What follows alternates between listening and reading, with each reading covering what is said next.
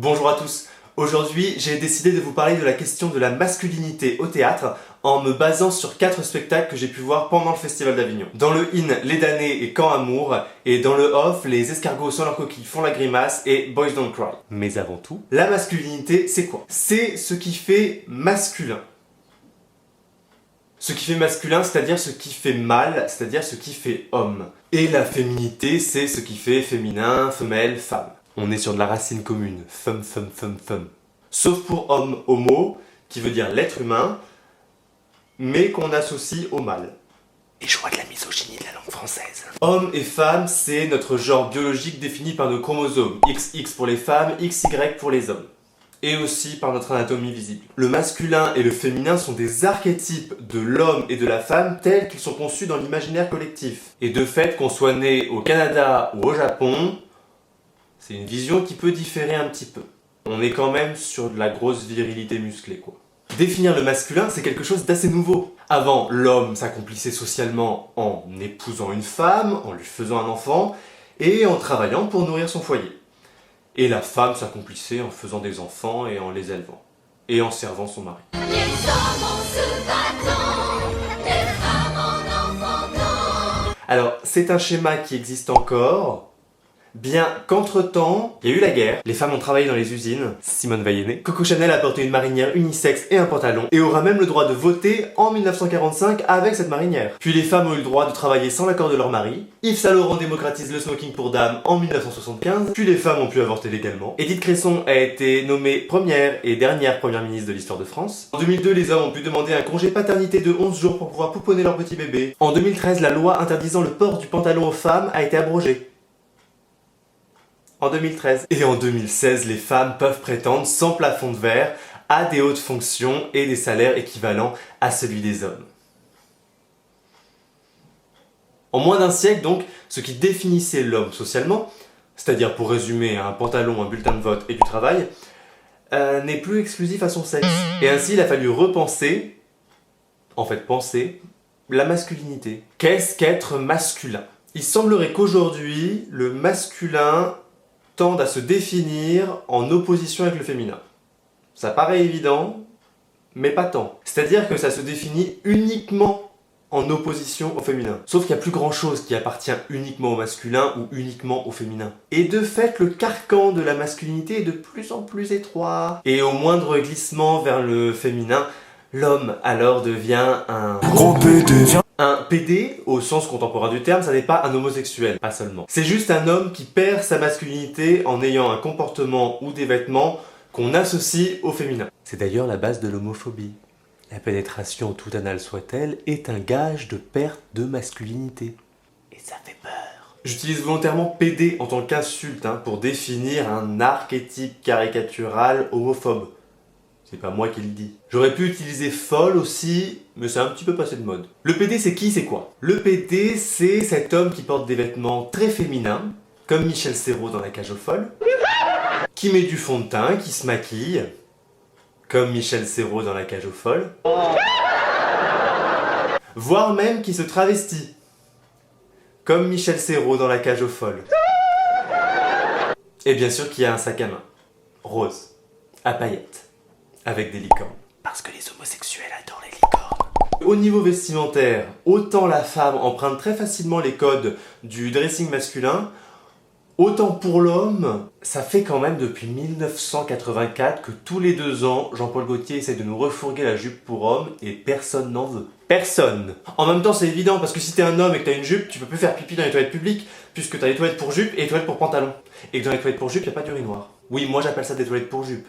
Parce qu'à ma connaissance, une femme ne naît pas avec une jupe greffée autour de la taille. Qu'est-ce que c'est que cette représentation de la femme en 2016? Vous l'aurez compris, donc ce n'est pas le pénis qui fait le masculin, mais bien les attributs extérieurs, le costume, le comportement et tout un tas d'artifices qui permettent à l'homme de se définir en tant qu'homme masculin dans la société. Et d'ailleurs, c'est parce que le masculin et le féminin sont complètement extérieurs à notre nature qu'on peut se travestir. Il suffit qu'un homme mette une robe pour qu'on dise « Tiens, il est travesti en femme ».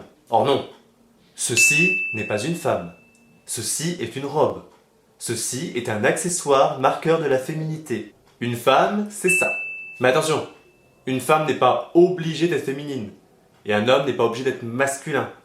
C'est pas dans le contrat. Dans les cas spectacles que j'ai vus, cette masculinité était non seulement questionnée, mais parfois réfutée, parfois ignorée et même revendiquée. On commence par Quand Amour de Trajalarel. Alors chez lui, l'appartenance au genre masculin n'a aucune importance pour incarner des rôles féminins. Trajalarel a compris plus que personne d'autre que le genre tel qu'on le conçoit aujourd'hui est basé sur des artifices, des costumes, des accessoires que chaque sexe utilise pour marquer sa différence. Le dispositif théâtral de Quand Amour, c'est un défilé, comme un défilé de mode, où les interprètes passent un par un devant le public avec des costumes différents. Alors ce sont des tenues improbables faites de fripes, où un jean peut devenir un turban, une jupe peut devenir un haut, un foulard peut devenir une robe. Walk, walk, fashion baby, work it, move that bit crazy. Walk, walk, fashion baby. On peut pas parler vraiment de travestissement, on en est assez loin. Le travestissement, c'est quand on camoufle, quand on cache. Ici, c'est un accessoire féminin qui va servir de point d'ancrage à la construction d'un personnage. L'accessoire féminin devient alors un signe économe mais suffisant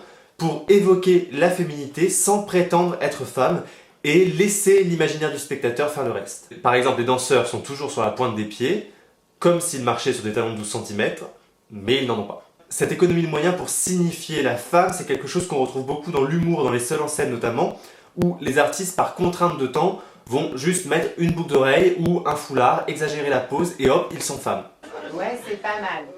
C'est d'ailleurs l'option qui a été choisie dans Les escargots sur leur coquille font la grimace. Il y a Juliette, le personnage principal au centre de l'histoire, et il y a Endicott qui incarne tous les personnages autour d'elle, c'est-à-dire son père, sa mère, sa petite sœur, sa prof de danse. Et il reste en t-shirt blanc et en jean toute la pièce. La féminité arrive par un geste caricatural qui est associé à chaque personnage, ce qui fait qu'on le reconnaît facilement lorsqu'il réapparaît, puisque le code est mis en place. Par exemple, le personnage de la mère apparaît grâce à une simple boucle d'oreille et une cigarette qu'elle fume un peu à la manière d'une Catherine Deneuve. Et dès que Endicott reprend cette cigarette, on sait que c'est la mère qui va parler. Le personnage de Juliette, lui, se questionne sur sa masculinité et notamment pourquoi elle est une fille et pourquoi elle n'est pas féminine. Ce que j'aime dans le traitement de ce personnage, c'est que contrairement à l'affiche où elle est vraiment travestie de façon réaliste, sur scène, on ne montre rien. Au tout début de la pièce, par exemple, elle va chez le coiffeur et donc dans l'histoire, on lui coupe les cheveux très courts. Sauf que dans les faits, sur scène, elle se met juste un élastique dans les cheveux. Et encore une fois, c'est à notre imaginaire de spectateur de faire le travail. Là où le texte de Juliette Blanche est vraiment intéressant, c'est qu'à travers tous ces questionnements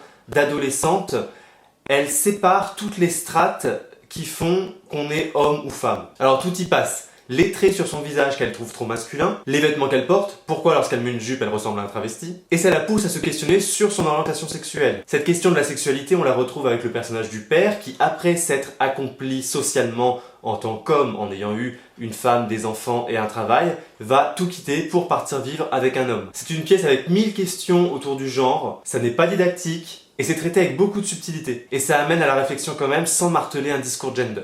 Ah oui, donc Karamazov aussi, le narrateur est en femme. Ah oui, mais on s'en fout. Chez Sylvain Hugues, dans Boys Don't Cry, on est plus sur de la masculinité primitive, animale. C'est-à-dire qu'on commence le spectacle par un combat de grosses boules. En fait, les deux danseurs s'affrontent en portant cette chose très lourde, en 2 exemplaires, devant leurs attributs, pantalon baissé. Puis on passe à des rugissements où ils se dévorent la bouche comme des lions. Et puis on a des grands moments de tendresse, de corps à corps, où on voit comme une espèce d'impossibilité de communiquer dans ce rapport de mâle dominant. Au final, moi, ce que je vois dans ce spectacle, ce sont 2 hommes qui s'affrontent dans des combats qui sont des compétitions.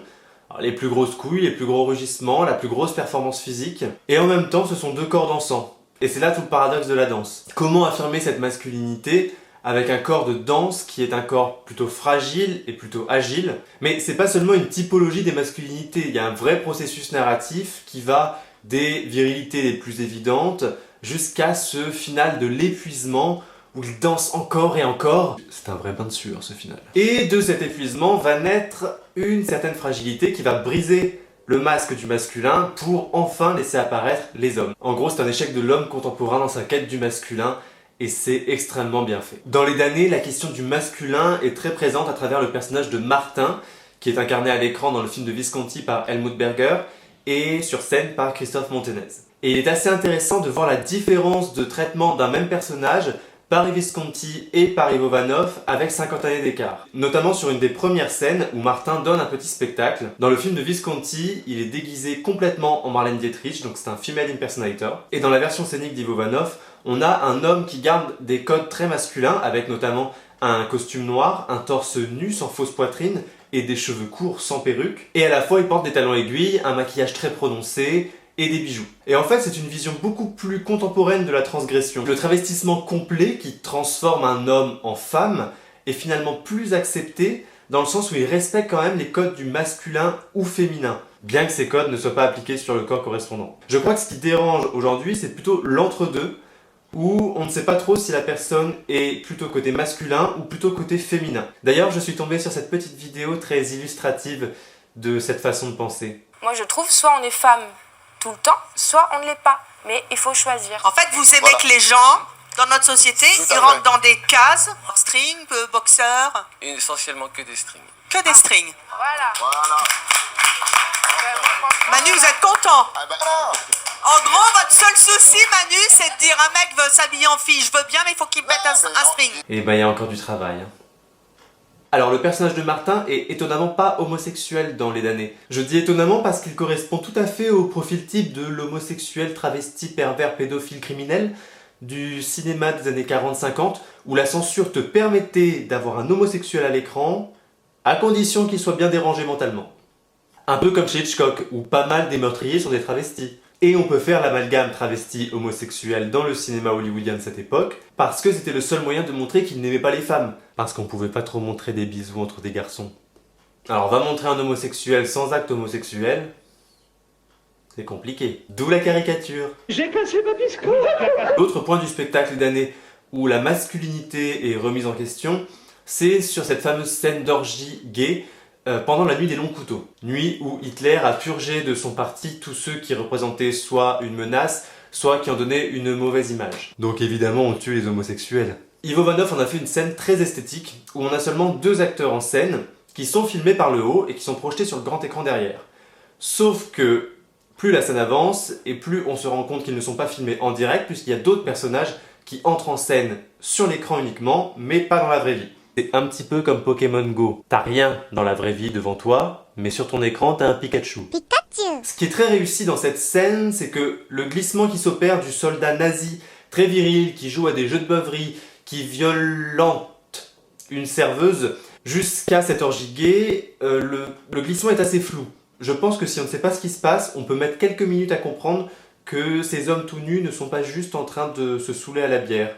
Dans cette façon de traiter la scène de manière très subtile, je trouve que Ivo Vanov a réussi à questionner la limite entre homosexualité et acte homosexuel. Et c'est notamment une des scènes les plus réussies et les plus belles de ce spectacle, où l'utilisation de la vidéo est vraiment intéressante. Il y a 1001 façons de questionner la masculinité, et ces 4 spectacles en sont un exemple, mais beaucoup et de plus en plus de spectacles en parlent. S'il y a bien un endroit où toutes les questions sont permises sans censure et où on a le temps d'exposer son propos, c'est bien au théâtre. Alors ouvrez les programmes de théâtre, lisez les résumés, il y a forcément un spectacle qui va répondre à une de vos questions. À très bientôt. Je viens d'arriver à Avignon. Et c'est parti pour 5 jours de théâtre. Dès la sortie de la gare, on est déjà dans l'ambiance. Du théâtre partout. Génial.